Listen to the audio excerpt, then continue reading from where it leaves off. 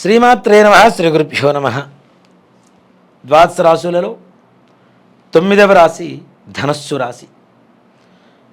October మాసంలో ధనస్సు రాశి వారి మాస ఫలితం ఎలా ఉందో ఒకసారి వివరించుకుందాం.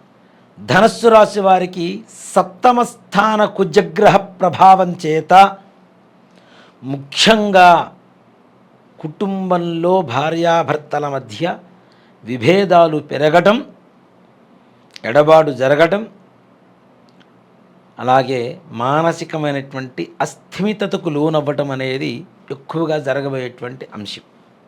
అలాగే పరాయి స్త్రీ వ్యామోహంతో అనవసరమైనటువంటి ధన వ్యయం, మీరు సంపాదించిన దానికంటే రెట్టింపు ఖర్చు ఎదురు చూడటం వల్ల అనవసరమైనటువంటి ఖర్చులు ఇవి కూడా, వీటి కోసం అప్పులు చేయవలసి రావటం, ఈ అన్యస్త్రీ వ్యవహారాలు కుటుంబంలో తెలియటం, తద్వారా గొడవలు పెరగడం అనేది ఎక్కువగా జరుగుతూ ఉంటుంది. స్త్రీ మూలకమైనటువంటి ధన నష్టం. మరి ఆడవాళ్ళకి ఏమిటి? పరపురుషుడి వ్యామోహంలో ఉండడం వల్ల కలిగేటువంటి ధన నష్టం. ఇక్కడ ధనం ఒక్కటే కాదు, మానసికం, కుటుంబం పెద్దలలో చిన్నతనం, అలాగే అనారోగ్యం, ఇవన్నీ కూడాను పరవ్యామోహంలో జరగబోయేటువంటి కష్టాలు, నష్టాలు. కాబట్టి ఇలాంటివి విడనాడి ప్రశాంతంగా స్వాంతన చిత్తులై కుటుంబంలో గౌరవంగా బ్రతకాలి అనుకునేటువంటి ప్రయత్నం చేయండి. కొంతవరకు ఆనందదాయకంగా ఉంటారు. అంతేకాకుండా ఇంట్లో పిల్లలు అస్సలు మాట వినే పరిస్థితులు కనపట్టలేదు. మొండితనం. మీరు తూర్పు అంటే వాళ్ళు పడమర, మీరు దక్షిణం అంటే వాళ్ళు ఉత్తరం, అలా వ్యతిరేకమైనటువంటి దారులలో ప్రయాణం చేస్తూ మీ మాట ఏమాత్రం కూడా వినకుండా సంతానం ద్వారా కూడా మీరు బాధపడేటువంటి పరిస్థితులు కనబడుతూ ఉన్నాయి.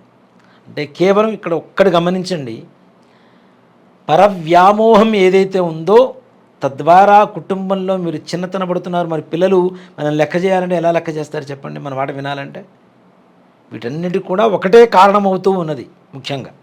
కాబట్టి ఆ వ్యామోహం నుంచి బయటికి రండి చక్కగా. అప్పుడు మన పిల్లలకు బుద్ధి చెప్పవచ్చు. మనమే తప్పు చేస్తూ పిల్లలకు మంచి చెప్పాలి అంటే అది కరెక్ట్ అయినటువంటి పద్ధతి కూడా కాదు కదా. అందుకనే వ్యామోహాన్ని విడనాడి మంచిగా ప్రవర్తించండి. ముఖ్యంగా మీరు ఎవరినైతే నమ్ముతున్నారో వాళ్ళ ద్వారా మోసం, ఇంట్లో వాళ్ళని కాదని చెప్పి బయట వాళ్ళతో మీరు ప్రయాణం మొదలు పెడితే వారే మిమ్మల్ని మోసం చేసి మరలా తిరిగి ఇంట్లో ఇబ్బంది కలిగింది, బయట వాళ్ళ దగ్గర మోసపోతున్నారు. మీరు అటు ఇటు కాకుండా మధ్యలో ఉండిపోయేటువంటి పరిస్థితుల్లో బాధపడేటువంటి పరిస్థితుల్లో ఉన్నారు. కాబట్టి గమనించండి, 1-2 సార్లు ఆచి తూచి అడుగు వేయండి, జాగ్రత్త వహించండి. అలాగే ఆర్థికపరమైనటువంటి ధన నష్టం కూడా ఎక్కువగా కనబడుతూ ఉంది. ఇలా పరవ్యామోహంలో ఉండడం చేత మనం చేసేటువంటి పని మీద కూడాను అంటే తొందరగా ఏకాగ్రత కుదరదు. తద్వారా పనులు విఫలమవుతున్నాయి. సంపాదన లేకపోవటం, సంతానం మాట వినకపోవటం ఇత్యాదివన్నీ కూడా ఎక్కువగా జరుగుతూ ఉంటాయి. సంపాదన లేదు అంటే మనకు అవసరమైనటువంటి ధనం కోసం అప్పులు చేయవలసి వస్తుంది. అప్పులు తీర్చడానికి మరలా అప్పులు చేయవలసి వస్తుంది.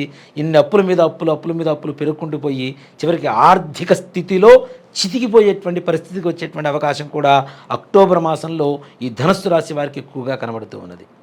అలాగే మీరు ఏవైతే అప్పులు తీసుకున్నారో తీర్చలేని పరిస్థితికి వెళ్ళటం, అనారోగ్య పరిస్థితి ఎక్కువగా చూడండి. చాలామందికి మనకు అనారోగ్యం బాగుంటలేదు అంటే మన మానసిక స్థితి ముందు బాగలేదు అనేదే దానికి పరమార్థం. మనం ఎక్కువగా ఆలోచిస్తుంటే మన ఆరోగ్యం కూడా పాడైపోతూ ఉంటుంది. కాబట్టి తగిన జాగ్రత్త వహించండి.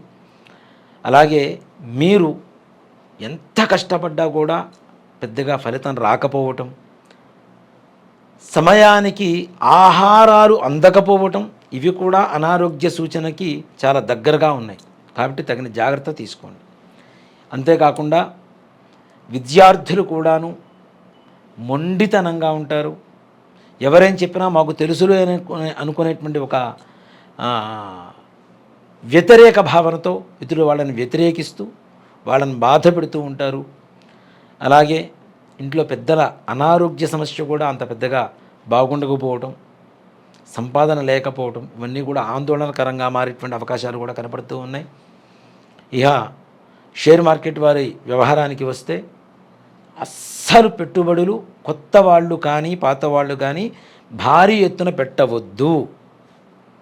సప్తమ స్థానంలో ఉండేటువంటి కుజగ్రహ ప్రభావం చేత ఇప్పుడు పెట్టేటువంటి ఏ పెట్టుబడి కూడా మరలా మీకు పైసా కూడా వెనక్కి తిరిగి రాదు అని చెప్పడంలో సందేహమే లేదు. పైసా కూడా వెనక్కి రావు. మనకు లాభం రాకుండా పోయినా పర్లేదు, అసలు పెట్టిన పెట్టుబడిలోనే నష్టం వస్తే ఎంతవరకు కదా. కాబట్టి ఈ సమయంలో మాత్రం పెట్టుబడులు మాత్రం కొత్తగా పెట్టవద్దు.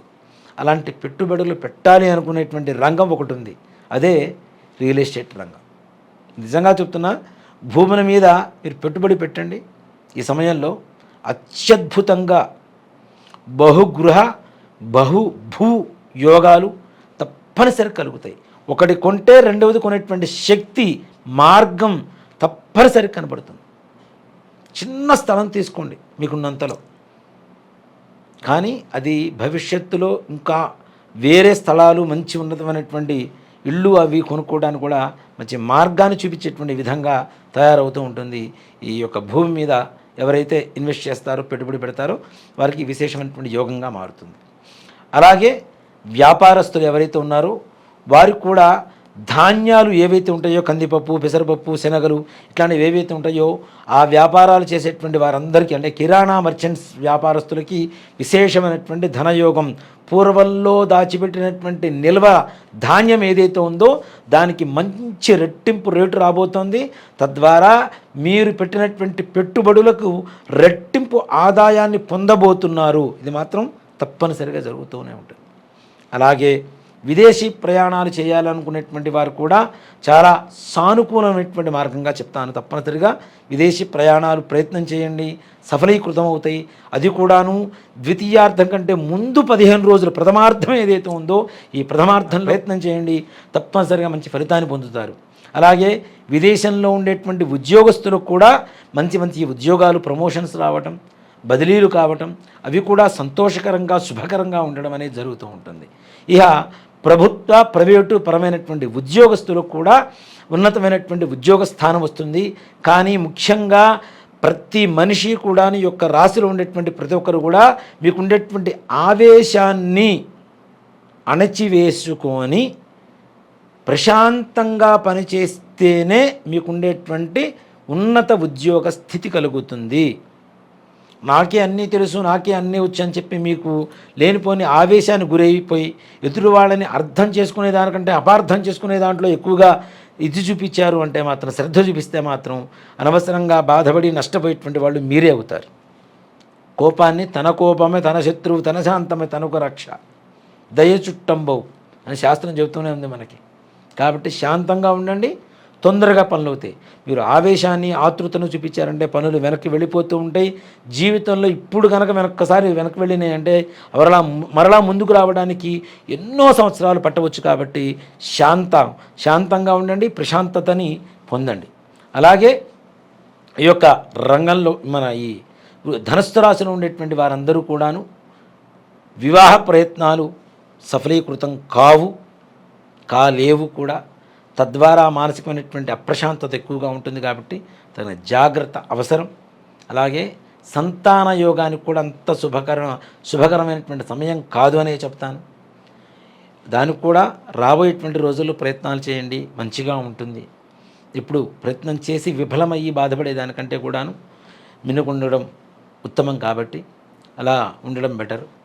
అలాగే ధనస్సు రాశిలో ఉండేటువంటి వారి కష్టాలు పోవాలి, నష్టాలు దాటిపోవాలి, లాభాలు కలగాలి అనుకునేటువంటి పనులు పూర్తి కావాలి అనుకునేటువంటి ప్రతి ఒక్కరు కూడా మంగళవారం రోజున దుర్గాదేవి ఆలయానికి వెళ్ళి దుర్గా అమ్మవారికి ఒక 21 నిమ్మకాయలతో మాల, ఒక దారం తీసుకొని చక్కగా దాన్ని పసుపు పూసేసి సూది పెట్టేసి ఒక నిమ్మకాయలు ఒక 27 చక్కగా మాలగా గుచ్చివేసి ప్రతి నిమ్మకాయకి కొద్దిగా గంధము కుంకుమ బొట్టు పెట్టి మంగళవారం రోజున దుర్గాదేవికి సమర్పించి అమ్మవారికి పసుపుతో అర్చన చేయించండి.